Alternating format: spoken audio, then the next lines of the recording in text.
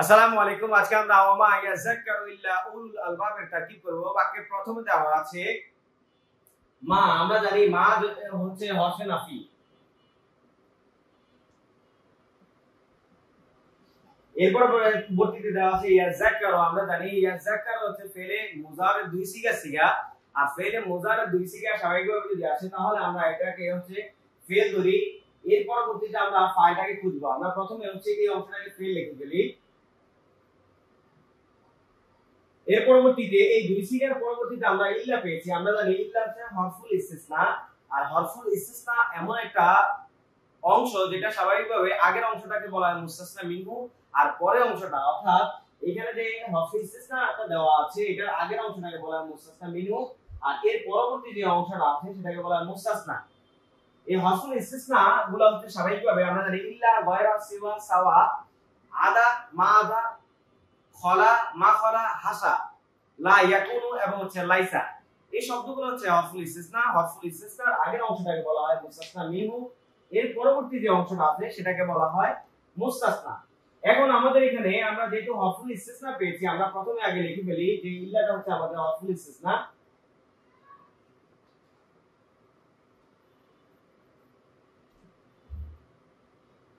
আমরা জানি হরফুল ইস্তিসনার আগের অংশটাকে বলা হয় মুস্তাসনা মিনহু, আর পরবর্তী যে অংশটা সেটাকে বলা হয় মুস্তাসনা।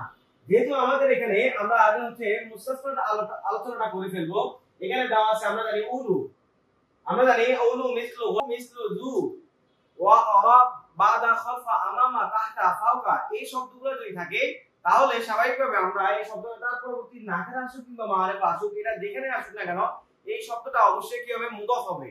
এছাড়াও আমরা এখানে মুদাফটাকে যদি বের করতে চাই, আমরা জানি দ্বিতীয় শব্দের মধ্যে আলিফ লাম আছে, তাহলে আগের শব্দটা হচ্ছে নাকেরা। নাকেরা পরে যদি মারিফা আছে তাহলে আমরা যদি প্রথম অংশটাকে বলি মুদাফ, দ্বিতীয় অংশটাকে বলি মুদাফ ইলাইহি। এই মুদাফ আর মুদাফ ইলাইহি স্বাভাবিকভাবে হচ্ছে বাক্যের একটা অংশ হয়।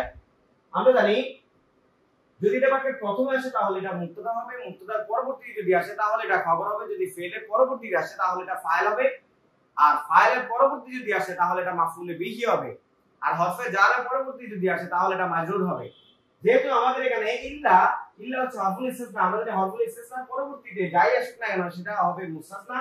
এখানে উলু দেওয়া আছে, আমরা যদি উলু মিথলু জু ওরা খালফা তাহতা আমামা ফাওকা, এগুলো হচ্ছে জন্মগতভাবে এই বাক্য এই শব্দগুলো হচ্ছে মুদাফ, আর এই মুদাফ তার পরবর্তীতে যাই নাকেরা আসুক কিংবা মারিফা আসুক এটা অবশ্যই মুদাফ ইলাইহি হবে। তখন মুদাফ আর মুদাফ ইলাইহি মিলে যে ইস্তিসনার এই পাশের অংশটাকে বলা হয় মুস্তাসনা, আর এই পাশের অংশটাকে বলা হয় মুস্তাসনা মিনহু। এই হরফুল ইস্তিসনাটা বাক্যের প্রথমে আসে না, মুবতাদার পরবর্তীতে আসে, অর্থাৎ খবর হয়ে আসতে পারে। এর পরবর্তীতে ফেলে